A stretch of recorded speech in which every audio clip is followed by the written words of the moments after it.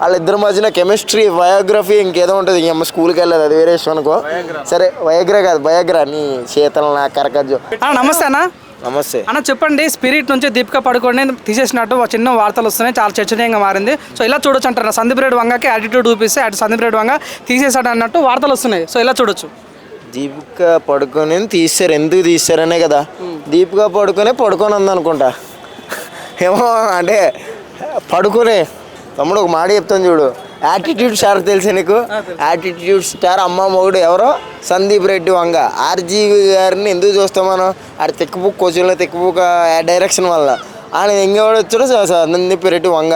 అంటే మనమే చేసేస్తున్నాం, ఆయన ఎక్కించబడి తింటాం. కానీ పైకి తీసిన 2-3 సినిమాలు అయినా కానీ అయ్యే ఏదో లూప్లో హిట్ అయిపోయినాయి, అది వేరే విషయం అనుకో. జనానికి కావాల్సింది ఏంటో పల్స్ పట్టుకున్నాడు అనమాట.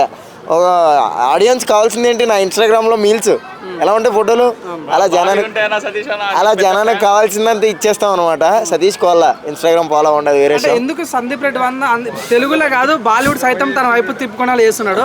అట్లా సందీప్ రెడ్డి వంగ గురించి ఎందుకు చిన్న చూపు మీకు?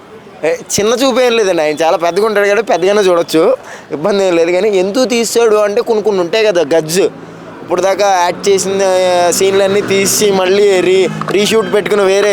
అవునండి, ఎప్పుడైనా కానీ మొగుడు పెళ్ళం మధ్యన విడాకులు ఎందుకు వస్తాయంటే ఆ మొగుడు పెళ్ళల మధ్య సహజీవనం కుదరకపోతే ఇంకేమంటారు. ఈ పెళ్ళి ఈ సినిమా అనేది కూడా అంతే. ఒక 2 సంవత్సరాలు తీసినా 6 సంవత్సరాలు తీసినా 6 నెలలు తీసినా కానీ వాళ్ళిద్దరి మధ్యన కెమిస్ట్రీ బయోగ్రఫీ ఇంకేదో ఉంటుంది. అమ్మ స్కూల్కి వెళ్ళదు, అది వేరే విషయం అనుకో.